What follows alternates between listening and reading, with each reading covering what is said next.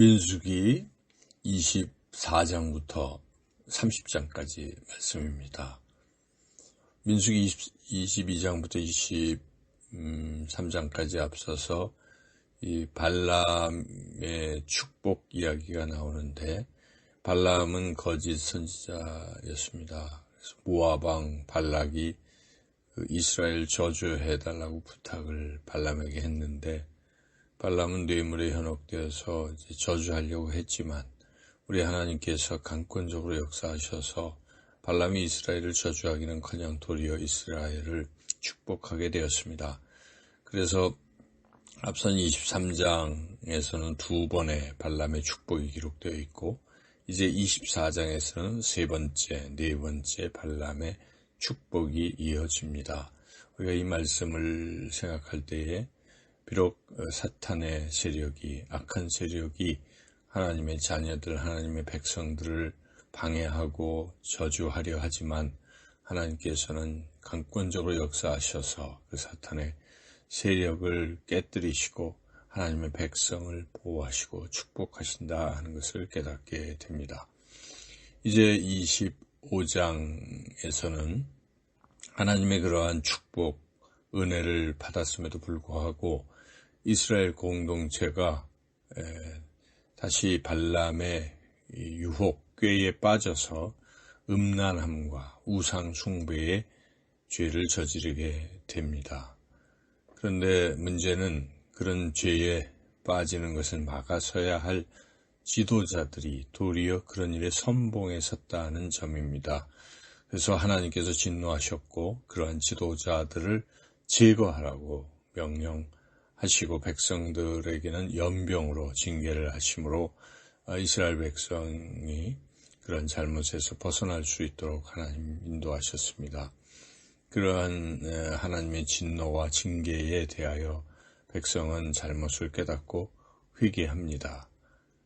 그렇지만은 백성은 회개하는데 지도자들은 여전히 뻔뻔하게 보란듯이 죄를 저지르고 있었습니다. 대표적인 지도자가 시므온 지파의 시므리였습니다.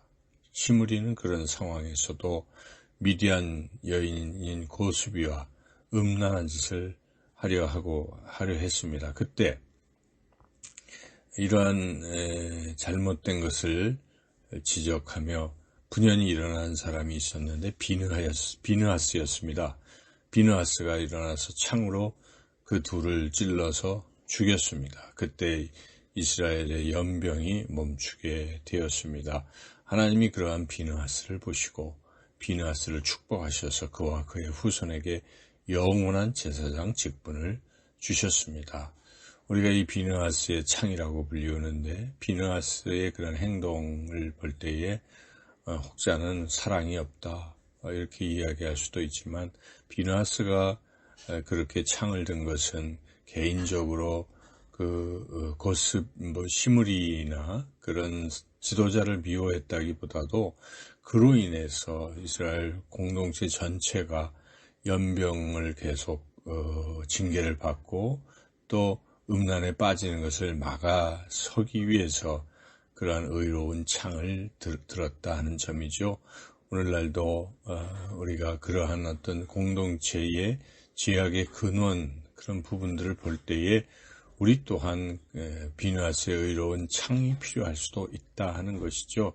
그럴 때 교회가, 또 한국 교회가 새롭게 다시 한번 일어설 수 있는 계기가 될 것입니다. 이제 26장부터 30장까지는 출애굽 2세대를 준비시키는 그러한 내용이 기록되어 있습니다. 1세대는 가데스 바네아에서 하나님께 불순종해서 결국 40년 동안 광야에서 방황하다가 죽어갔고, 그러나 하나님께서는 하나님의 약속을 이루시기 위해서 1세대는 그렇게 방황했지만 2세대를 다시 하나님이 또 택하시고 그 2세대로 하여금 가나안 땅에 들어가게 하십니다. 그래서 하나님께서는 다시 2세대를 준비시키십니다. 그래서 그 내용들이 26장에서 30장까지 이어지고 있는데 26장은 먼저 인구조사를 실시합니다. 이는 민수기 1장에서 1세대의 인구조사를 했던 것과 똑같은데 장소가 이제 바뀌어서 시내산이 아니라 이 요단강 건너편인 모압 평지에서 제2차 인구조사를 합니다. 출애굽 2세대를 대상으로 인구조사를 하게 하십니다. 그래서 인구조사를 마쳤고 그리고 그 가나안 땅에 들어갔을 때 가나안 땅의 땅을 어떻게 분배하는지 원칙에 대해서 말씀해 주십니다. 그리고 이어서 후계자, 모세의 후계자로 여호수아를 또 정해 주십니다. 27장에 또 기록되어 있는데 그래서 어느 정도 진군할 준비가 된 것 같았는데 더 중요한 일이 있었습니다. 그것은 무엇보다도 가나안 땅에 들어가서 이스라엘 백성이 하나님과 어떤 관계를 맺어야 할지에 대한 그런 것입니다. 그래서 28장, 29장에서는 이스라엘 백성이 하나님께 어떻게 예배드려야 할지에 대해서 상세히 기록되어 있고 그리고 30장에서는 서원에 대해서 말씀하고 계신데 이 의미는 28장, 29장의 그 제사드리고 하는 예배드리는 것은 공동체가 하나님과 어떤 관계를 맺어야 하는 것에 중점을 두었다면 30장은 각 개인이 하나님께 어떻게 서원을 갚아야 할지에 대해서 말씀하고 있습니다. 그래서 이렇게 하나님께서는 이스라엘 백성을 2세대를 준비시켜 주십니다. 이 말씀을 통해서 우리가 하나님께서 어떤 분이신가를 다시 한번 또 생각할 수 있는데 첫째는 하나님께서는 하나님의 백성이 천국을 향해 갈 때 방해하는 세력들을 물리쳐 주시는 분이시다 하는 것이죠. 모압 왕 발락이 그 모압 평지에서 이스라엘 백성을 저주하려고 거짓 선지자 발람을 동원했고 발람은 뇌물의 현혹이 되어서 거기에 부응하려고 했지만 그러나 하나님의 강권적인 역사하심으로 거짓 선지자 발람은 도리어 하나님의 백성을 저주하기는커녕 축복하게 되었다 하는 것이죠. 오늘날도 하나님께서는 하나님의 백성이 천국을 향해 가는 길을 방해하는 그 어떤 세력도 하나님께서 역사하시고 막아주시고 꺾어 주실 줄로 믿습니다. 그러므로 우리는 예수 그리스도를 믿고 승리에 대한 확신으로 날마다 성령을 따라 살아간다면 마귀가 우리를 아무리 대적하고 넘어뜨려 할지라도 반드시 승리의 길을 걸어갈 줄로 믿습니다. 또한 하나님은 공평하신 분이십니다. 가나안 땅을 분배하실 때에 하나님께서는 사람의 수에 따라서 이렇게 땅의 크기를 결정시켜 주셨습니다. 이는 하나님의 공평하심을 드러내주는 그런 말씀입니다. 우리는 늘 하나님은 공평하신 하나님이신 것을 알고 우리 또한 그러한 하나님의 공평한 마음을 품고 다른 사람들과의 관계에서도 누군가를 억울하게 하거나 또 누군가를 편애하거나 할 것이 아니라 공평한 그러한 마음으로 대하고 또 특별히 어려운 이웃들, 억울한 이웃들의 편에 서서 돕는 일을 하는 것이 참된 그리스도인일 것입니다. 하나님께서는 또한 하나님의 뜻에 맞는 기도를 한다면 반드시 응답하시는 분이시다 하는 것이죠.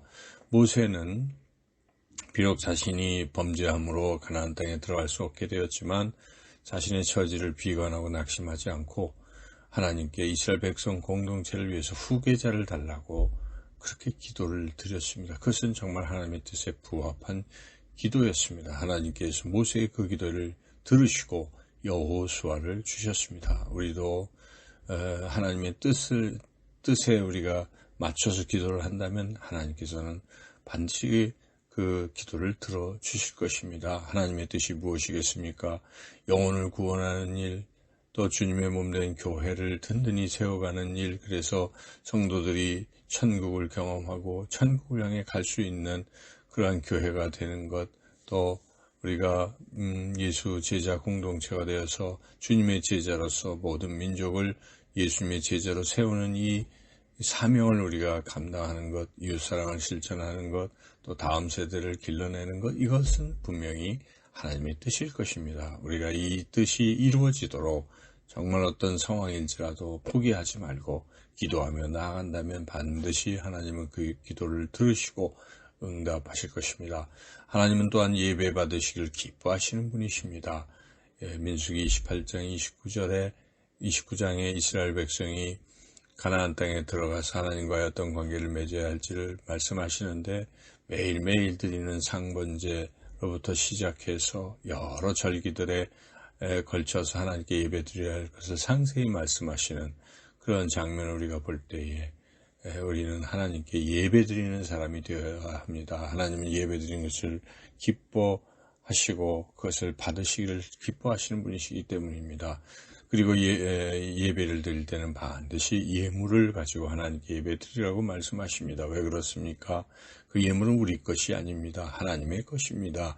하나님의 것을 돌려드리는 것입니다. 하나님은 모든 만물을 주시고 인간에게 필요한 모든 것을 주신 분이십니다. 그 다 모든 것이 하나님의 것이기에 우린 마땅히 하나님께 기쁜 마음으로 예물을 드려야 할 것입니다. 그리고 혹자는 예배의 시간이 너무 많다라고 그렇게 얘기하고 예배의 시간을 줄이자고 하고 자꾸만 예배를 많이 드리는 것은 구약의 율법에 얽매이는 것이라고 그런 주장을 하기도 하지만 그것은 잘못된 것입니다. 왜냐하면 신약 성경에 봐도 예수님께서 단번에 화목제물로 드려졌다고 말씀하시는 히브리서를 보할 때 그러면 다른 예물 필요 없고 예배드리는 거 필요 없다라고 주장하겠지만 그러나 바로 그 히브리서에 모이기를 패하는 어떤 사람들의 습관과 같이 하지 말고 오직 권하여 그날이 가까움을 볼수록 더욱 그리하자라고 그렇게 권면하고 있기 때문입니다. 하나님께서는 더 자주, 더 많이, 더 기쁘고 더 즐겁게, 더 자발적으로 하나님께 예배드리는 그러한 사람을 정말 기뻐하신다 하는 것입니다. 그래서 오늘 이 말씀을 통해서 우리가 하나님께서 어떤 분이신지를 깨달았습니다. 하나님께 더 자주 기쁘게 예배를 드리며 또 하나님의 뜻에 맞는 그러한 기도로 또 응답받으며 그렇게 살아가는 또 어떤 상황에서도 하나님께서 반드시 우리를 지키시고 어떠한 악한 세력도 막아주실 것이라는 믿음을 가지고 오늘도 승리하는 그런 저와 여러분의 삶이 되시기를 주님의 이름으로 축원합니다.